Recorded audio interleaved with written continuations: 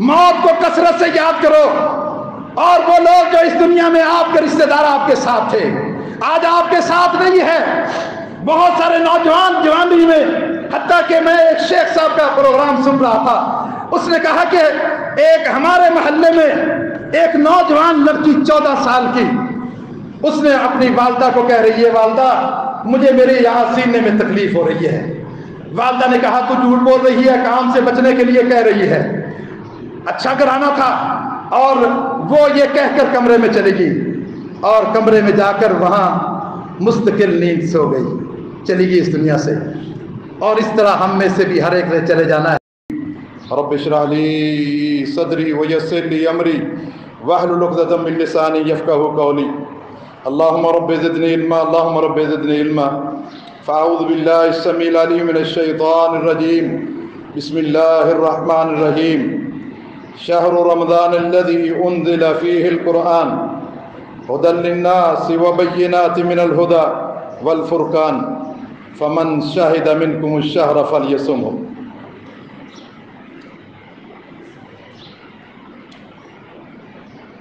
ہر طرح کی حمد و ثنا اللہ وحدہ لا شریک کے واسطے،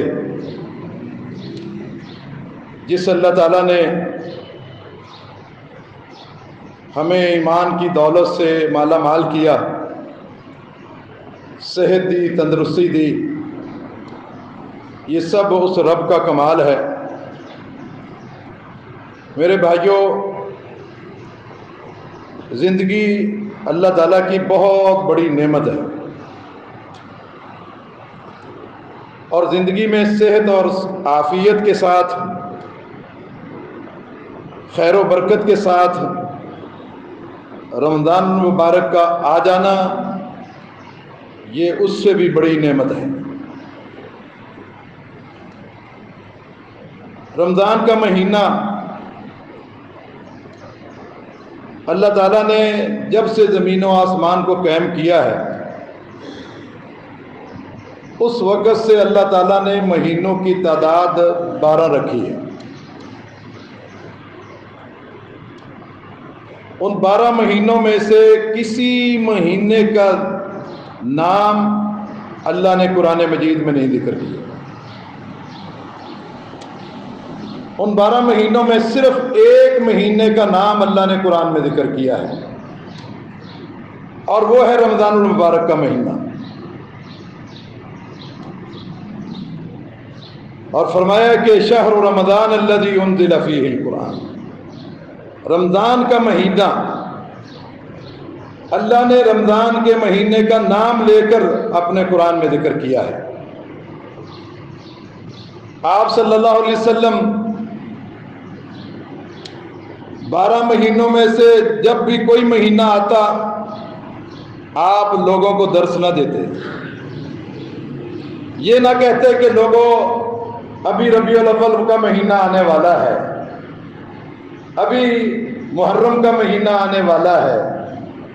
آپ 11 مہینوں کے ایسے ہی گزر جاتے، آپ کوئی درس نہیں دیتے تھے۔ لیکن جب رمضان المبارک کا مہینہ آتا تو آپ اپنے صحابہ اکرام کو اس مہینے کے آنے سے پہلے ہی آگاہ کر دیتے اور کہتے آتاکم شہر مبارک، اے میرے ساتھیو اب تمہارے پاس مبارک مہینہ آنے والا ہے، جو بڑی برکتوں والا ہے، جو بڑی عظمتوں والا ہے، جس میں بہت زیادہ خیر رکھی ہے، جو بڑی شانوں والا مہینہ ہے۔ اور اس مہینے کی کچھ خاص خصوصیات ہیں، امتیازات ہیں۔ سب سے پہلا امتیاز اور پہلی خصوصیت اس مہینے کی یہ ہے کہ شہر رمضان الذی انزل فیہ القرآن، کہ اس مہینے میں اللہ تعالیٰ نے قرآن مجید کو اتارا ہے۔ کہاں سے اتارا ہے؟ لوح محفوظ سے اتارا، رمضان کے مہینے میں، اور آسمان دنیا میں پر فرشتوں کے حوالے کیا۔ پھر آسمان دنیا سے 23 سال میں آہستہ آہستہ یہ دنیا پہ اتارا گیا. اور یہ قرآن مجید ایسی عظیم کتاب ہے، جس مہینے میں اتارا وہ مہینہ سب مہینوں سے افضل ہو گیا، اور جس رات میں اتارا وہ رات سب راتوں سے افضل ہو گئی، اور جس پیغمبر پر اتارا وہ پیغمبر بھی سب نبیوں سے افضل ہو گئے، اور جس امت کے لیے اتارا وہ امت بھی کنتم خیر امت، تم بہترین امت بن گئے ہو. تو قرآن مجید اللہ تعالیٰ نے جس شہر میں اتارا وہ شہر بھی سب شہروں سے افضل ہو گئے. وہ مکہ اور مدینہ جہاں قرآن مجید اترتا رہا ہے، اور یہ جس رات میں اتارا گیا ہے اس رات کو فیصلوں کی رات کہتے ہیں، قسمت والی رات کہتے ہیں. اس میں انسانوں کی تقدیریں لکھی جاتی ہیں، فیصلے کیے جاتے ہیں، اور یہ فیصلوں والی رات ہے. اس زندگی میں لوگوں کی عزتوں کے فیصلے ہوتے ہیں، لوگوں کی ذلتوں کے فیصلے ہوتے ہیں، اللہ تعالیٰ کی رحمت کے فیصلے ہوتے ہیں، اور رحمت سے محرومی کے فیصلے ہوتے ہیں. اس میں برکتوں کے فیصلے ہوتے ہیں، اور اس میں برکتوں سے محرومی کے فیصلے ہوتے ہیں. سارے فیصلے اس رات میں کیے جاتے ہیں. یہ رات جس کا نام ہی اللہ تعالیٰ نے لیلۃ القدر کہا ہے، یہ تقدیر والی رات ہے، یہ قسمت والی رات ہے، یہ فیصلوں والی رات ہے، یہ بڑی عظمت والی رات ہے. فرمایا کہ اِنَّا أَنزَلْنَاهُ فِي لَيْلَةٍ مُبَارَكَةٍ، ہم نے اس قرآن مجید کو مبارک رات میں اتارا ہے. إِنَّا كُنَّا مُنذِرِينَ فِيهَا يُفْرَقُ كُلُّ أَمْرٍ حَكِيمٍ. اس رات میں فیصلے ہوتے ہیں. وہ رات نہیں جو لوگ قبرستانوں میں جاتے ہیں شب برات، اس میں فیصلے نہیں. اس رات کے بارے میں کہا ہے کہ جس میں ہم نے قرآن اتارا ہے. قرآن کس میں اتارا ہے؟ اِنَّا أَنزَلْنَاهُ فِي لَيْلَةٍ مُبَارَكَةٍ. کبھی اللہ اس کو لیلہ مبارکہ کہتا ہے، کبھی اس کو لیلۃ القدر کہتا ہے. جس دن کی یا جس رات کی جس چیز کی اہمیت ہوتی ہے اس کے کئی ایک نام ہوتے ہیں. یہ رمضان المبارک کا مہینہ صرف اس کا نام رمضان کا مہینہ نہیں ہے، اس کے کئی ایک نام ہیں. جس کے سب سے زیادہ نام ہو وہ سب سے عظمت والی چیز ہوتی ہے. سب سے زیادہ نام ایک ہی ہستی کے ہیں، وہ ہے اللہ کی ذات. للہ الاسماء الحسنی، اللہ کے اچھے اچھے نام ہیں. وہ ستار بھی ہے، وہ ستیر بھی ہے، وہ غفور بھی ہے، وہ علیم بھی ہے. بہت نام ہیں اس کے. اللہم انی اسألک بکل اسم هو لک سمیت بہ نفسک. اللہ میں تیرے سارے ناموں کا واسطہ دے کر تجھے دعائی دیتا ہوں.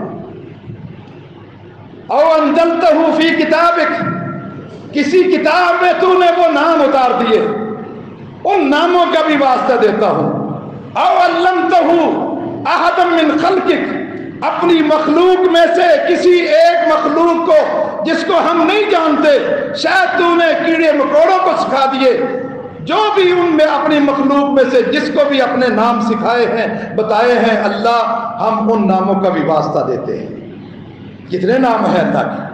اب استأثرت فی علم الغیب عندک، اللہ میں تجھے ان ناموں کی بھی دہائی دیتا ہوں جو تو نے کسی کو نہیں بتائے، کسی کتاب میں نہیں اتارے، کسی انسان کو نہیں سکھائے. اللہ تیرے خزانہ غیب میں وہ نام موجود ہیں، ان ناموں کا بھی واسطہ دیتا ہوں. سب سے زیادہ نام اللہ کے ہیں، اس لیے اللہ کی ذات سب سے اعلیٰ ہے. اس لیے تو ہم کہتے ہیں اللہ اکبر. اللہ تو سب سے بڑا ہے، اور سب سے اس کے بعد نام محمد رسول اللہ صلی اللہ علیہ وسلم کے سب سے زیادہ ہے.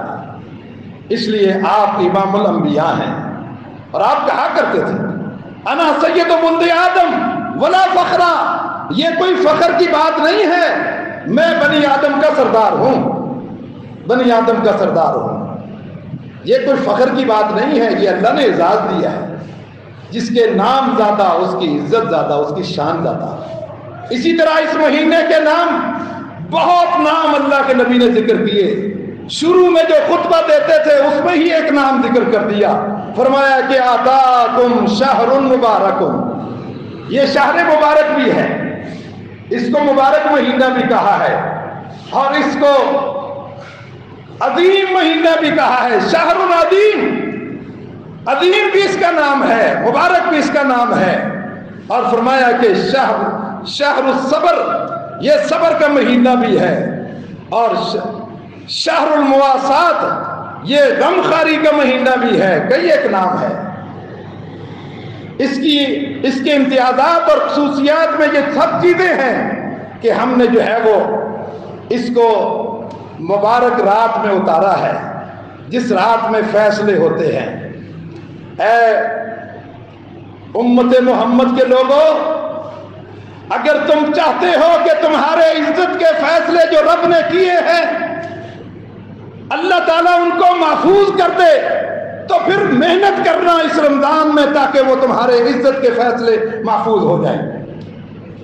اگر تم چاہتے ہو کہ تم اپنے ذلت کے فیصلوں کو عزت میں بدلانا چاہتے ہو، پھر تمہیں رمضان میں محنت کرنی ہوگی تاکہ آپ کے بارے میں جو ذلت کے فیصلے ہیں اللہ اس کو عزت میں بدل دے۔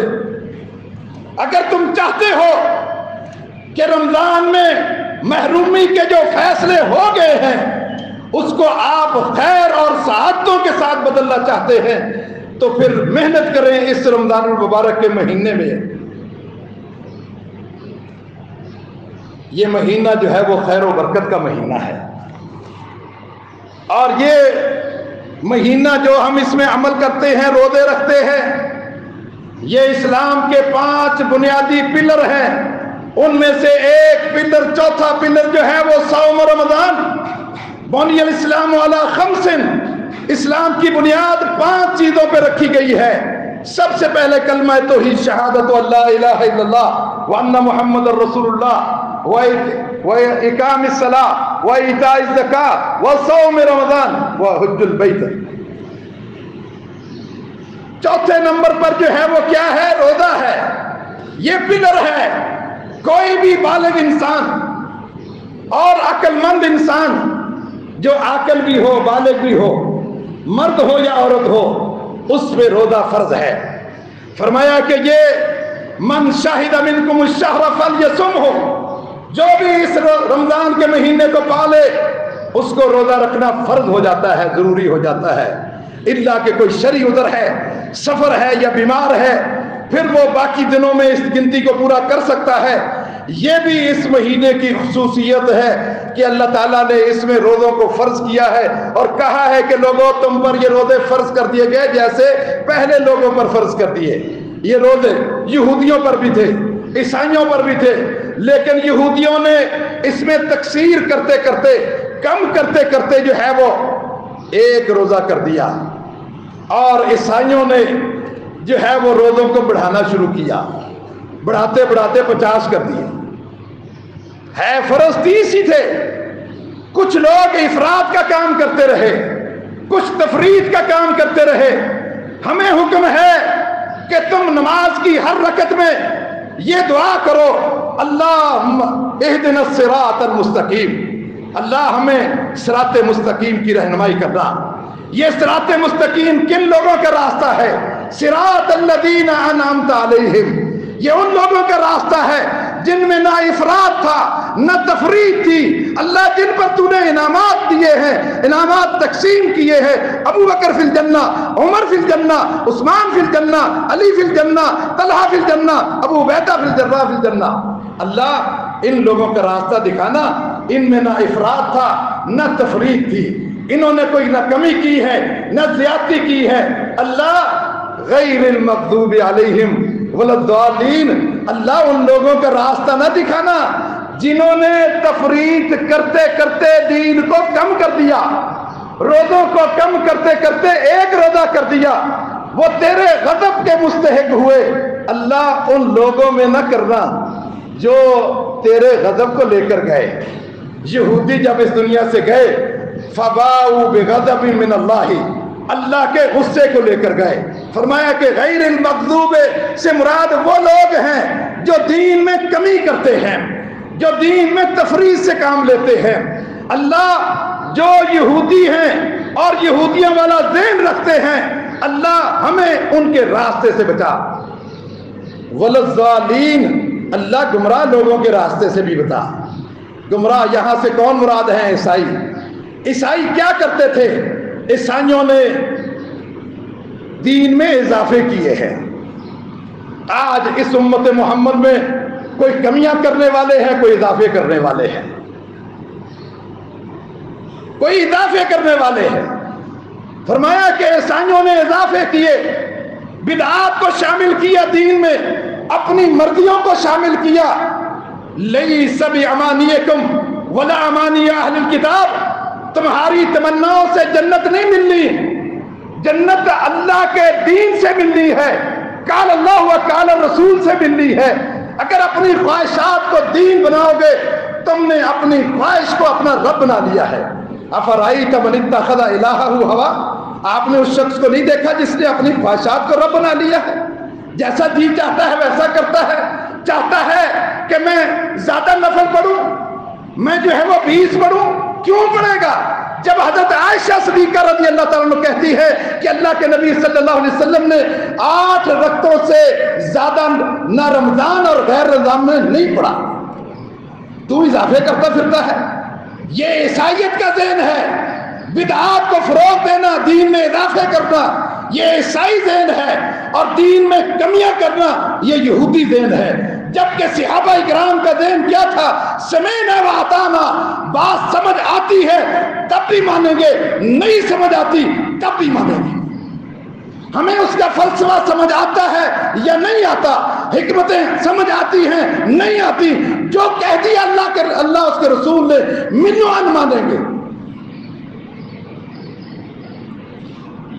اس مہینے کی ایک خصوصیت یہ ہے کہ جب یہ مہینہ کا چاند نکل آتا ہے، فتحت ابواب الجنہ، جنت کے 8 دروازے کھول دیے جاتے ہیں، سارے دروازے کھول دیے جاتے ہیں، حتیٰ کہ روزے داروں کے لیے باب الریان جو VIP گیٹ ہے، جو بڑا بہترین گیٹ ہے روزے داروں کے لیے، اس میں انٹری صرف روزے داروں کی ہوگی۔ فرمایا کہ باب الریان بھی کھول دیا جاتا ہے۔ اور روزے دار کون؟ جو نفلی روزے رکھے ان کے لیے بھی، جو فردی روزے رکھتے ہیں ان کے لیے بھی جنت کے دروازے کھلے ہوئے ہیں۔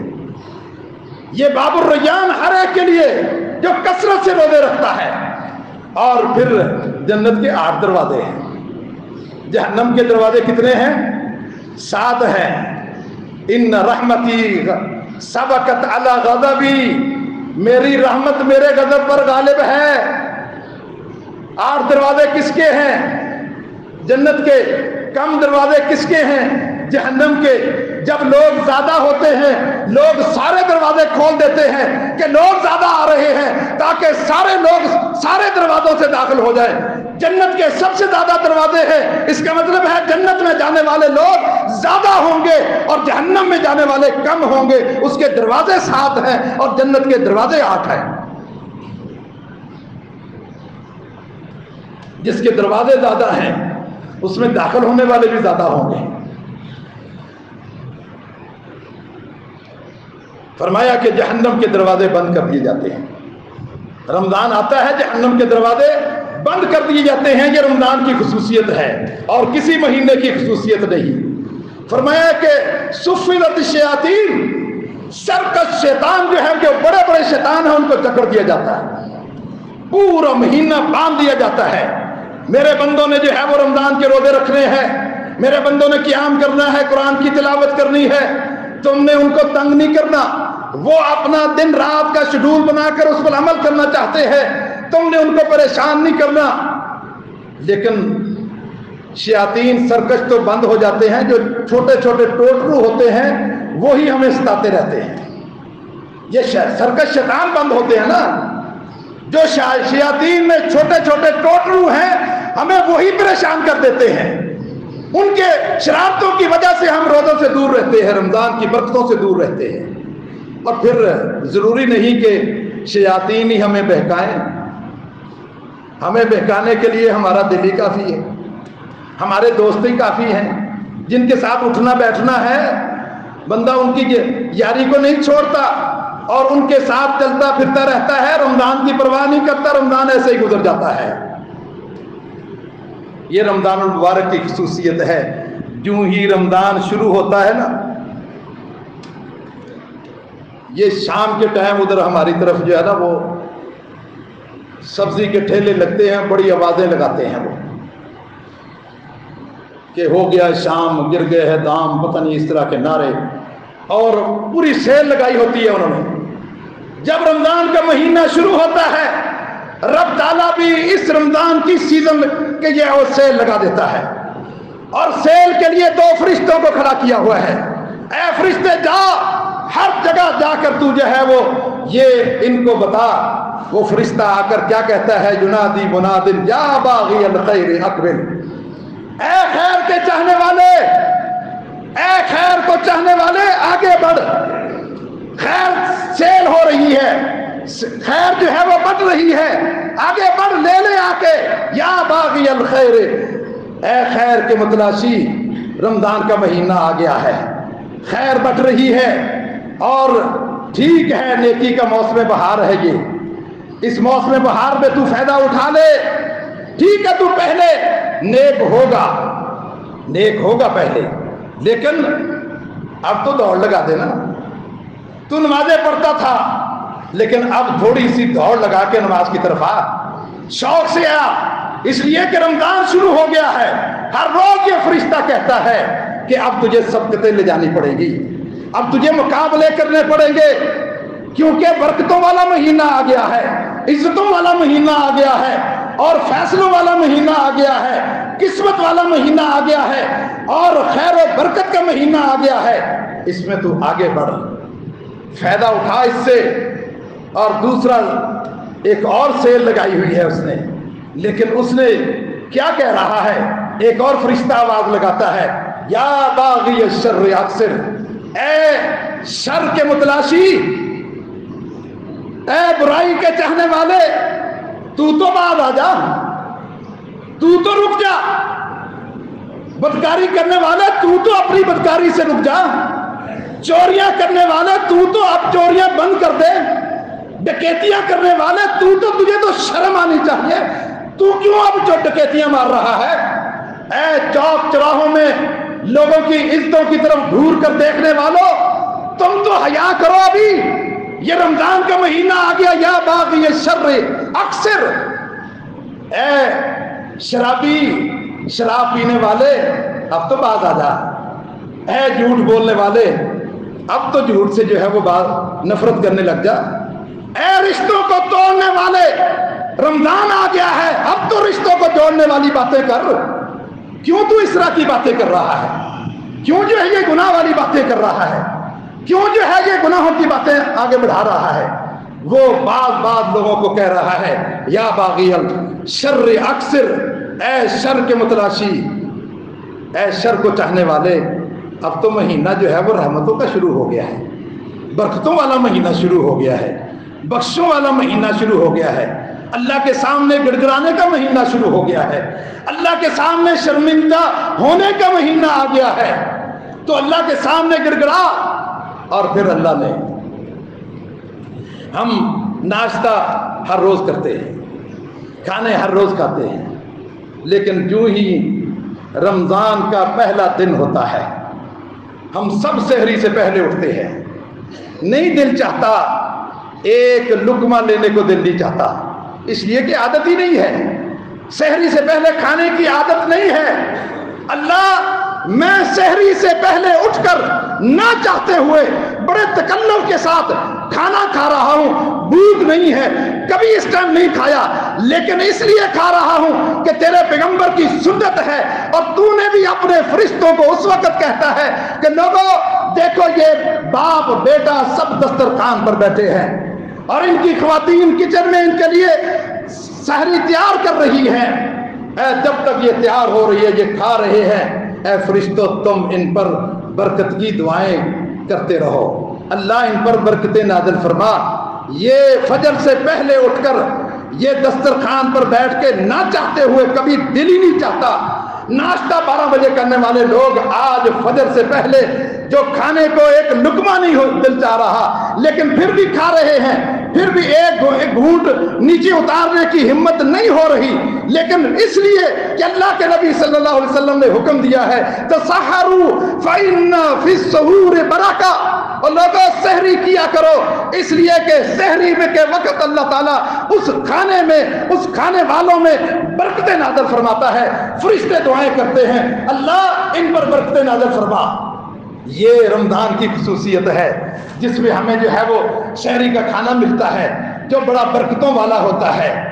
سانسیں تو ہم پہلے بھی لیتے ہیں، دن بھر لیتے ہیں، پورا سال لیتے ہیں، سانسیں آتی رہتی ہیں جاتی رہتی ہیں، لیکن جب رمضان کا مہینہ آتا ہے اس وقت انسان جب بھوک اور پیاس کی وجہ سے سانس لیتا ہے اور اس کی سانس کی سمیل عجیب و غریب ہوتی ہے، وہ سمیل اللہ کے عرش معلیٰ پہ پہنچتی ہے، اور اللہ کہتا ہے اے روزے دار تو سال بھر سانس لیتا ہے لیکن روزہ رکھ کے جو سانس لے رہا ہے تیری سمیل میرے عرش تک پہنچ رہی ہے، اور مجھے یہ سمیل جو ہے وہ کستوری سے بھی زیادہ اچھی لگتی ہے۔ یہ رمضان کی خصوصیت ہے، رمضان کی یہ خصوصیت ہے۔ اور پھر اللہ تعالیٰ اس رمضان کے مہینے میں سرٹیفکیٹ تقسیم کرتا ہے، جا تو آج جہنم سے آزاد ہے، جا تو بھی جہنم سے آزاد ہے۔ جہنم کے سے آزادی کے سرٹیفکیٹ اللہ رمضان میں جو ہے وہ تقسیم کرتا ہے۔ وَلِلَّهِ عُتَقَاءُ مِنَ النَّارِ، اللہ کے لیے ہیں آزادیاں جہنم سے، اللہ جہنم سے آزادیاں کرتا ہے۔ وَذَلِكَ فِي كُلِّ لَيْلَةٍ مِّن رمضان، یہ رمضان کی ہر رات میں آزادیاں ہوتی ہیں، ہر رات میں آزادیاں ہوتی ہیں، حتیٰ کہ ایک روایت میں آتا ہے ہر دن اور رات میں آزادیاں ہوتی ہیں، ایک روایت میں آتا ہے افطاری کے وقت آزادیاں ہوتی ہیں، کتنی آزادیاں۔ اور حتیٰ کہ ایک ضعیف روایت ہے لیکن امام منذری کہتے ہیں کہ وہ حسن لغیر ہی تک پہنچ جاتی ہے، کہا کہ اللہ تعالیٰ ہر روز افطاری کے ٹائم 60,000 لوگوں کو جہنم سے آزاد کرتا ہے، 60,000 لوگوں کو جہنم سے آزاد کرتا ہے افطاری کے ٹائم۔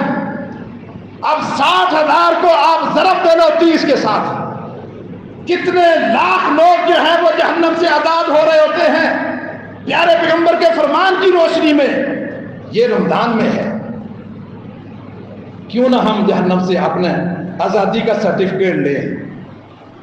یہاں بچوں کی تقریب ہو رہی ہے نا، جن بچوں کو تکمیل قرآن کا سرٹیفکیٹ ملے گا، ان کو شیٹ ملے گی، کتنے خوش ہوتے ہیں کہ ہمیں تکمیل پر سرٹیفکیٹ مل گیا ہے۔ اس رمضان میں تہیہ کر لیں کہ ہم سب نے اللہ سے جہنم سے آزادی کا سرٹیفکیٹ لینا ہے۔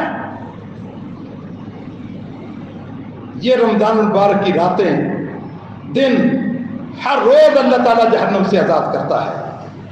اور پھر روزے کی ایک خصوصیت، رمضان کی خصوصیت یہ بھی ہے کہ اللہ تعالیٰ روزے دار کی دعا کو رد نہیں کرتا۔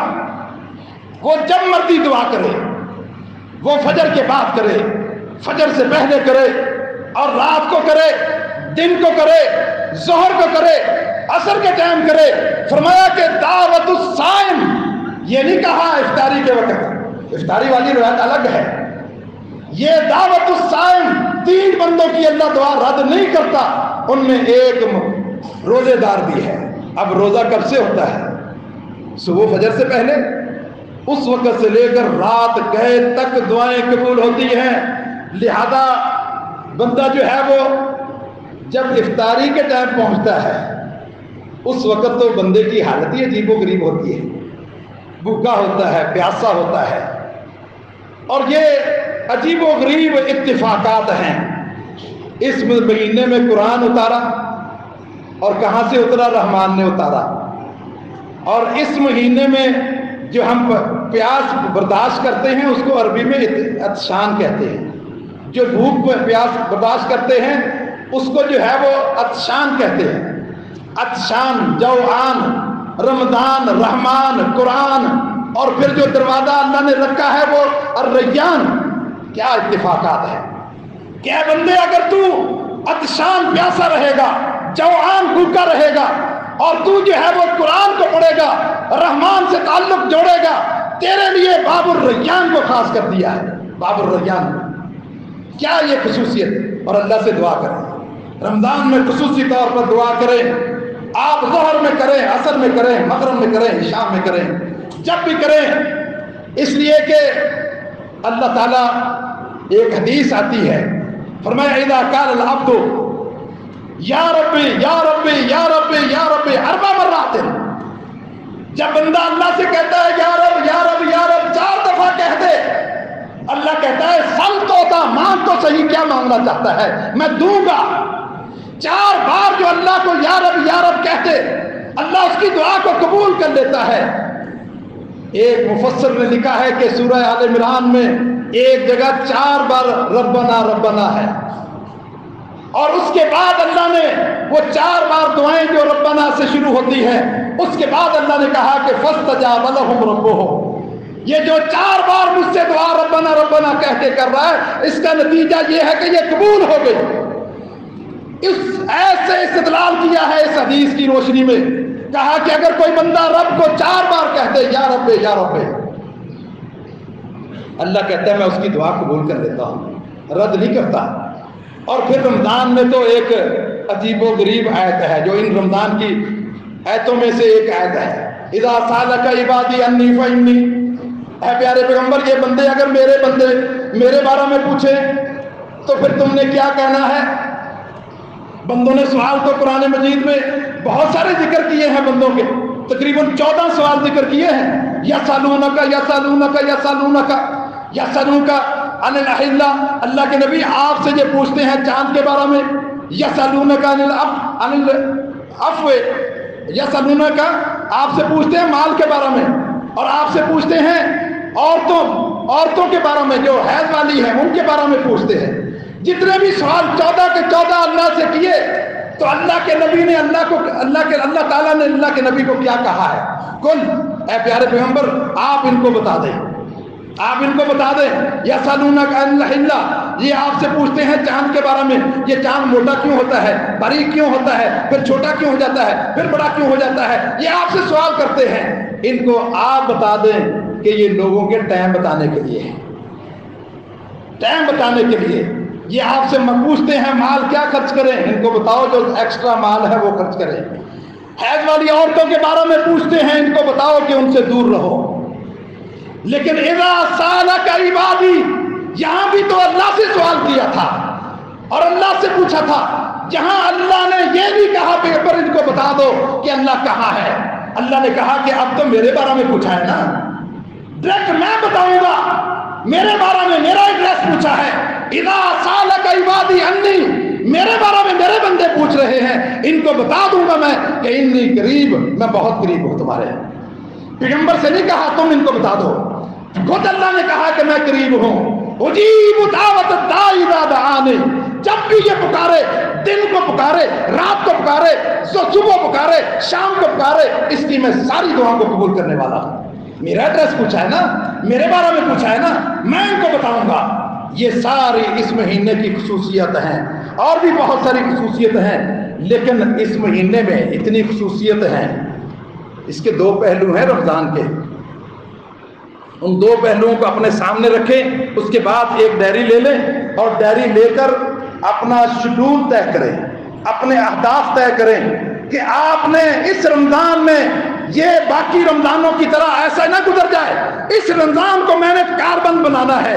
اور کیسے بنانا ہے؟ ہر بندہ ایک ڈائری لے, ایک پین لے اور اپنے دن کا پورا شیڈول بنائے کہ آج فجر سے پہلے میں نے کیا کرنا ہے اس گھنٹے میں, اور فجر کے بعد 1 گھنٹے میں کیا کرنا ہے, تیسرے گھنٹے میں میں نے کیا کرنا ہے, چوتھے گھنٹے میں میں نے کیا کرنا ہے. پورے دن کا شیڈول بنائے. تلاوت میں نے کب کرنی ہے, میں نے زیادہ سے زیادہ قرآن پڑھنا ہے. ہدف بنا لے کہ میں نے 10 قرآن ختم کرنے ہیں, میں نے 5 قرآن ختم کرنے ہیں. کیسے ختم کرنے ہیں؟ ہر نماز کے ساتھ 1 پارہ پڑھنا ہے.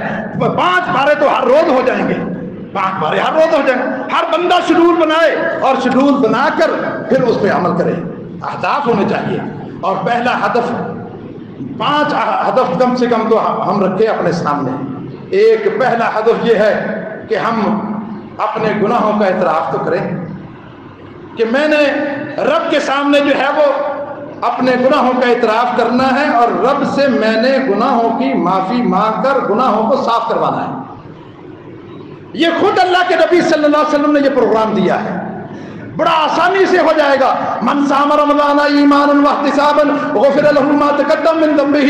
جو رمضان کے روزے رکھے گا ایمان اور احتساب کے ساتھ, اس کے زندگی کے سارے گناہ معاف کر دیے جائیں گے. پورا پروگرام دیا ہے. من قام رمضان ایمانا واحتسابا غفر له ما تقدم من ذنبه. جو رمضان کا قیام کرے گا, رات کو تراویح پڑھے گا, اس کے بھی سارے گناہ معاف کر دیے جائیں گے. من قام لیلۃ القدر ایمانا واحتسابا غفر له ما تقدم من ذنبه. پورا پروگرام تو اللہ کے نبی دے کے گئے ہیں. آپ نے صرف اعتراف کرتے جانا ہے کہ اللہ یہ گناہ بھی ہو گیا ہے, یہ گناہ بھی ہو گیا ہے, اللہ تو مجھے معاف کر دے. اور بھی بہت سارے, من توضأ کما امر وصلى کما امر غفر له ما تقدم من ذنبه. اگر ایک بار وضو اس طریقے سے کر لے جیسے اللہ کے نبی کرتے تھے اور اس طریقے سے 2 رکعتیں پڑھ لے, غفر له ما تقدم من ذنبه, اس کے بھی زندگی کے سارے گناہ معاف کر دیے جائیں گے. من وافق تعمینہ تعمین الملائکہ غفر له ما تقدم من ذنبہ. جس کی آمین فرشتوں کی آمین سے مل جائے, اس کے بھی زندگی کے ایک بار آمین مل گئی تو سمجھو کہ زندگی کے سارے گناہ دھو دیے اللہ نے. یہ پورے پروگرام تو اللہ کے نبی دے کے گئے ہیں اور بتا کے گئے ہیں. اذا تقابل المسلم, اذا ایک مسلمان جب مسلمان کو مصافحہ کرتا ہے اور ابھی ہاتھ پیچھے نہیں کھینچتا, غفر له ما تقدم, اللہ تعالیٰ اس کی زندگی کے سارے گناہ معاف کر دیتا ہے. کتنے بڑے پروگرام ہیں. ان ساری حدیثوں کو سامنے رکھ کر ہم پروگرام لکھیں کہ میں نے کیا کیا گناہ کیے ہیں. کم سے کم کبیرہ گناہ کی تو لسٹ بنائیں. میں سگریٹ پیتا رہا, اب اس کا آپ بنا لیں کہ اب میں رمضان میں سگریٹ کو چھوڑنا ہے کیونکہ یہ حرام ہے, اور رمضان میں جب میں حلال چھوڑ دیتا ہوں تو حرام تو بالآلہ چھوڑوں گا. یہ ٹریننگ والا مہینہ ہے, یہ تربیت والا مہینہ ہے. وہ عزم کر لے کہ میں نے اس سگریٹ کا جو آپ نے ڈائری میں لکھا ہوگا اس پہ کانٹا لگا دینا کہ یہ اس رمضان میں نے اس کو پھینک دینا ہے. اور اگر آپ شرک کرتے ہیں, آپ نے قتل کیا ہے یا آپ نے بدکاری کی ہے یا زنا کیا ہے یا چوری کی ہے یا آپ نے شراب پیتے ہیں یا جھوٹ بولتے ہیں یا کسی پر بہتان لگاتے ہیں یا عصبیت کا شکار ہیں, آپ کوئی بھی گناہ کر رہے ہیں, سب سے پہلے ان گناہوں پر کانٹے لگاتے رہیں کہ اس سے میں نے معافی مانگ لی ہے, اس سے معافی مانگ لی ہے. یہ رمضان اگر اسی طرح گزر گیا بغیر معافیوں کے, ہم نے کچھ نہیں کرایا, تو پھر تو معاملہ خراب ہے. اگر ماں جو ہے وہ اس کے سامنے اگر کوئی اس کے بیٹے کے بارے میں بد دعا کرے, برداشت کرے گی؟ ایک ماں سامنے بیٹھی ہے, آپ اس کے بیٹے میں کے بارے میں بد دعا کر رہے ہیں, اللہ اس کو غرق کر دے, اس کو مار دے, دفع کر دے. ماں برداشت کرتی ہے؟ ماں کے اندر کتنی محبت ہے ایک بچے کی, کتنی محبت ہے. محمد رسول اللہ صلی اللہ علیہ وسلم چاہتے ہیں کہ کوئی بد دعا کرے اپنی امت کے لیے؟ ساری رات اٹھ کے دعا کرتے ہیں امت کے لیے, اللہ یا تو عمر بن خطاب دے دے یا عمر بن ہشام دے دے. ساری رات امت کے لیے دعائیں کرنے والا پیغمبر. کیا ماں اپنے بیٹے کے لیے بد دعا سنے اور وہ آمین کہہ سکتی ہے؟ نہیں کہہ سکتی. لیکن پیارے پیغمبر کے سامنے فرشتوں کے جو سردار ہیں جبرائیل فرشتہ, اس نے آ کر بد دعا کی. من ادرک رمضان, اللہ جس نے رمضان کو پایا, ولم یغفر لہ, اور اس نے اپنے گناہوں کی بخشش نہ کرائی, اللہ ابعدہ اللہ, اللہ اس کو اپنی رحمت سے دور کر دے. پیارے پیغمبر نے کہا اے جبرائیل فرشتے اگر تو نے اس بدبخت انسان کو جس کو اللہ نے رحمتوں والا مہینہ دیا, برکتوں والا مہینہ دیا اور بخشوں والا مہینہ دیا, پھر بھی اس نے بخشش نہیں کرائی, اس کو اللہ اپنی رحمت سے دور کر دے. پیارے پیغمبر نے اس پر آمین کہہ کے کہا کہ میری بھی دعا ہے کہ جس کو رمضان کا مہینہ ملا ہو اور پھر اپنی بخشش نہ کروا سکے وہ اللہ کی رحمت سے دور ہو جائے. کہاں پیغمبر بد دعا کرتے ہیں؟ لیکن جب ہمارا کردار ہی ایسا ہے, اللہ سے مانگنے کا طریقہ اپنائیں, اللہ سے کہیں. ہر شخص اپنے طریقے سے مانگ سکتا ہے, مانگنے کا طریقہ آ جاتا ہے. کسی ماں کا بیٹا آئی سی یو میں داخل ہو, پھر اس ماں کے مانگنے کو دیکھو, اس کو یہ ادائیں کس نے سکھائی ہے؟ وہ کون رو رو کے کیوں مانگ رہی ہے؟ اللہ میرا بیٹا آئی سی یو میں داخل ہے, رو رہی ہے, آنسو بہا رہی ہے, یہ ادائیں کس نے سکھائی ہے؟ یہ ادائیں آ جاتی ہیں جب انسان دل سے دعائیں کرتا ہے. جب دل سے دعائیں کرے گا یہ ادائیں آ جائیں گی. اور ایک صحابی نے کہا اللہ تو نے تو کہا کہ میں غلاموں کو آزاد کروں گا, یہ بھی تو تیرا غلام ہے, اس کو جہنم سے آزاد کر دے. یہ مانگنے کا طریقہ ہے. اور اللہ کے نبی صلی اللہ علیہ وسلم نے تو عجیب دعا سکھائی ہے اور کہا اللہ میں بھی تیرا بندہ ہوں, میرا باپ بھی تیرے سے ہی مانگتا تھا, تیرے گھر پہ جھکتا تھا, میری والدہ بھی تیرے ہی سامنے جھکتی تھی. اور کیا دعا کی اللہ کے نبی نے؟ اللہم عبدک, اللہ میں تیرا بندہ ہوں, وابن عبدک, میرا باپ بھی تیرا بندہ تھا, میں اس کا بیٹا ہوں, وہ بھی تیرے سامنے جھکتا تھا. وابن امتک, میں تیری لونڈی کا بیٹا ہوں, تیری لونڈی کا جو تیرے سامنے جھکتی تھی, تجھ سے معافیاں مانگتی تھی, میرا باپ بھی مانگتا رہا, میں بھی مانگ رہا ہوں. اور اللہ ناصیتی بیدک, میری پیشانی تو تیرے ہاتھ میں ہے نا, ماضٍ فی حکمک, تیرے آرڈر چل رہے ہیں نا میرے بارے میں, تیرا آرڈر چلتا ہے نا, کسی اور کا تو نہیں چلتا. عدل فی قضاؤک, اللہ تیرے میرے بارے میں فیصلے عدل پر مبنی ہیں. تو کھانے کو دے تب بھی ٹھیک ہے, نہ دے تب بھی ٹھیک ہے, بیمار کر دے تب بھی ٹھیک ہے, موت دے دے تب بھی ٹھیک ہے, زندگی دے تب بھی ٹھیک ہے. اللہ تیرے سارے فیصلے, غریب رکھے امیر رکھے, سارے فیصلے تیرے میرے بارے میں عدل پر مبنی ہیں. یہ کس کی دعا ہے؟ یہ کائنات کے سردار کی دعا ہے. اور دعا کیسے کرتے؟ کتنے واسطے دے کر. لوگ نہ جانے اللہ کے نبی کو کیا سمجھتے ہیں کہ یہ مختار کل ہے پوری کائنات. اللہ کہ یہ اللہ کے نبی کو نہ پیدا کرتے تو پورا جہان نہ بنتا. نہیں, لوگ اللہ کے نبی کی اللہ کے سامنے کیا دعائیں ہیں؟ اللہم عبدک, اللہ میں تیرا بندہ ہوں, وابن عبدک وابن امتک, ناصیتی بیدک, ماضٍ فی حکمک, عدل فی قضاؤک. اے پیغمبر اتنے واسطے دے کر, اتنی التجائیں کر کے کیا مانگنا چاہتا ہے؟ کہا اسألک بکل اسم هو لک سمیت بہ, اللہ میں تیرے سارے ناموں کا واسطہ دے کر تجھ سے مانگ رہا ہوں, سارے ناموں کی دہائی دے کر تجھ سے مانگ رہا ہوں. جو نام تو نے تو اپنے اچھے اچھے نام رکھے ہیں ان کی دہائی دیتا ہوں, اور ان ناموں کی بھی دہائی دیتا ہوں جو کسی مخلوق کو سکھا دیے ہیں یا کسی کتاب میں اتار دیے ہیں. اب استاثرت فی علم الغیب عندک, یا پھر وہ نام تو نے اپنے غیب کے خزانے میں رکھے ہیں, ان ناموں کا بھی واسطہ دے کر اللہ کے نبی کیا دہائیاں دے رہے ہیں, کیا چاہتے ہو؟ فرمایا کہ انت جعل القرآن ربیع قلبی ونور صدری وجلاء ہمی, اللہ اس قرآن کو میرا نور دل کی بہار بنا دے, میرے سینے کا نور بنا دے, میرے غم اور ہم کا علاج بنا دے. اس کا مطلب ہے کہ علاج ہمارے گھروں میں موجود ہے, ہم اس کو پڑھیں گے تو علاج ہوگا, نہیں پڑھیں گے تو علاج نہیں ہوگا. یہ ہے پیارے پیغمبر کی دعائیں. ہر ایک بندہ جو ہے اپنی التجائیں کر سکتا ہے. آدم علیہ السلام نے بھی تو اللہ سے کہا تھا ربنا ظلمنا انفسنا, اللہ ظلم ہو گیا ہے, غلطی ہو گئی ہے, اللہ تو نے اگر معاف کیا, نہ رحم کیا تو مزید نقصان اٹھائیں گے. اللہ ظالم تو ہم نہیں, ہم نے ظلم کیا ہے. یونس علیہ السلام مچھلی کے پیٹ میں چلے گئے, دعا کیا کر رہے ہیں؟ لا الہ الا انت سبحانک انی کنت من الظالمین. اللہ غلطی ہو گئی ہے, اللہ بغیر پوچھے چلا گیا تجھ سے, چھٹی لے کر نہیں گیا, اجازت لے کر نہیں گیا. اللہ ظلم میں نے کیا ہے, سبحانک, اللہ تو پاک ہے, ہر نقص سے پاک ہے, ہر عیب سے پاک ہے, تو اونچی شان والا ہے.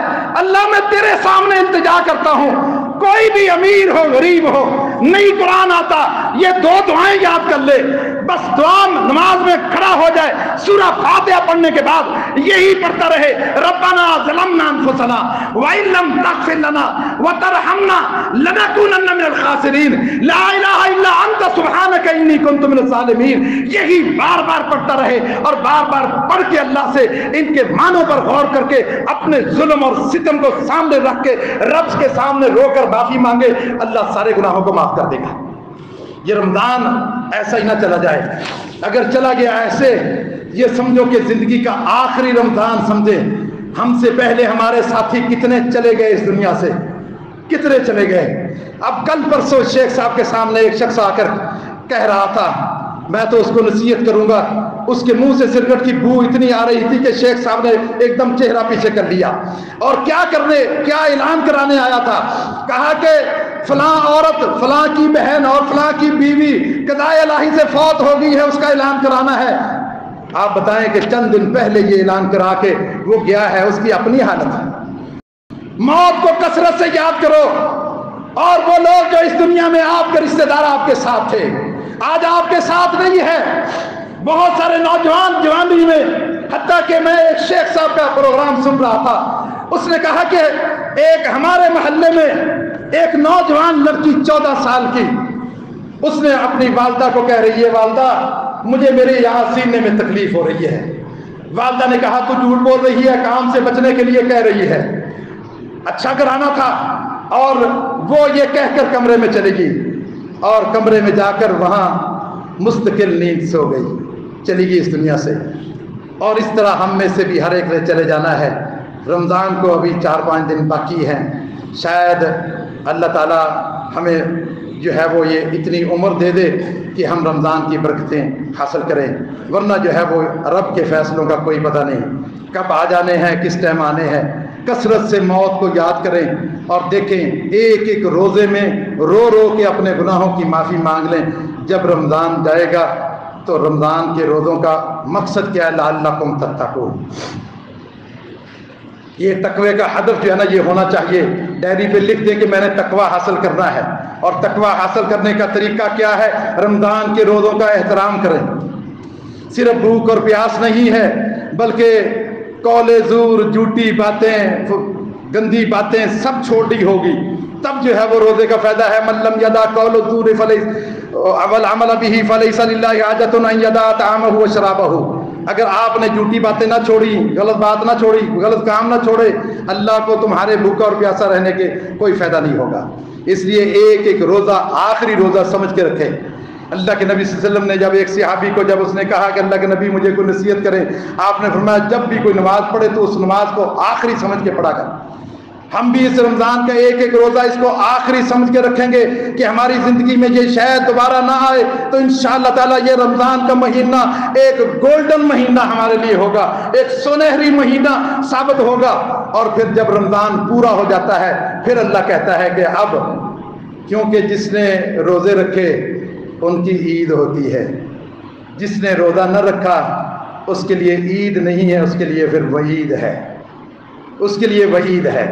آپ کن میں بننا چاہتے ہیں؟ لعلکم تشکرون۔ اللہ نے کہا کہ روزے رکھ کے تقوی اختیار کرو، اور عید منا کر تم کھا پی کر اللہ کا شکر ادا کرو کہ اللہ نے جو ہے وہ پورا مہینہ ہمیں روزوں کی توفیق دے دی ہے۔ اب عید کا دن اسی کے لیے ہے جس کے روزے ہیں۔ جس کے روزے قبول نہیں ہیں اس کے لیے عید کا دن نہیں ہے، اس کے لیے وعید کا دن ہے۔ ہم دیکھیں کہ ہم کن لوگوں کے ساتھ ہو رہے ہیں، اپنا ایک ایک محاسبہ کریں، ڈائری ہر ایک بنائے، میں نے نفل کتنے پڑھنے ہیں، میں نے صدقہ کتنا کرنا ہے، صبح کرنا ہے، شام کو کرنا ہے، کتنا کرنا ہے۔ اللہ کے نبی صلی اللہ علیہ وسلم دونوں ہاتھ کھول دیتے تھے رمضان میں، اور اتنا صدقہ کرتے اتنا کرتے، حضرت عائشہ کہتی ہے تیز پانی اور تیز آندھی سے بھی زیادہ خرچ کرتے تھے، دونوں ہاتھ کھول دیتے تھے۔ ضروری نہیں کہ ہم صدقے کا نام آتا ہے تو ذہن میں آتا ہے کوئی امیر آدمی بنگلے کوٹھی والا وہی صدقہ کرے گا، نہیں، یہ تو ہر بندے کے لیے ہے۔ غریب کرے گا تو اس کی غربت دور ہوگی، اور بیمار صدقہ کرے گا تو اس کی بیماری دور ہوگی. اگر غریب ہے 10 روپے دے، 15 روپے دے، 20 روپے دے، 100 روپے دے. امیر اپنی حیثیت کے مطابق دے، غریب اپنی حیثیت کے مطابق دے. اگر غریب صدقہ نہیں کرے گا، ہر وقت مانگتا ہی رہے گا، پھر سمجھو کہ وہ غربت میں ہی رہے گا. اگر اللہ کے راستے میں خرچ کرے گا، اس کی غربت بھی دور ہوگی، اللہ صدقے کی برکت سے اس کی بیماریاں بھی دور کر دے گا. اس لیے تو آپ نے کہا نا صدقۃ الفطر ہر کوئی دے. اگر جو حقدار نہیں ہے، جس نے لینا ہے وہ بھی دے. آپ نے فرمایا وہ بھی دے، لوگ جمع کر کے دوبارہ اس کو لٹا دے. یہ دوبارہ اس کو کب لٹائیں گے؟ جب وہ نکالے گا. اس کا مطلب ہے ہر غریب بھی صدقہ دے سکتا ہے. اگر نہیں، کچھ بھی نہیں ہے اس کے پاس، پھر بھی صدقے کے مواقع ہیں. سبحان اللہ صدقہ، اللہ اکبر صدقہ، لا الہ الا اللہ صدقہ. پھر یہ کلمات پڑھتا رہے، صدقے پہ صدقہ کرتا رہے، یہ کلمات کے ذریعے سے بھی صدقہ ہو جائے گا. اللہ تعالیٰ سے دعا ہے کہ اللہ تعالیٰ ہمیں صحیح معنوں میں قرآن و حدیث کو سمجھنے کی اور اس پر عمل کرنے کی توفیق عطا فرمائے. وآخر دعوانا الحمدللہ رب العالمین.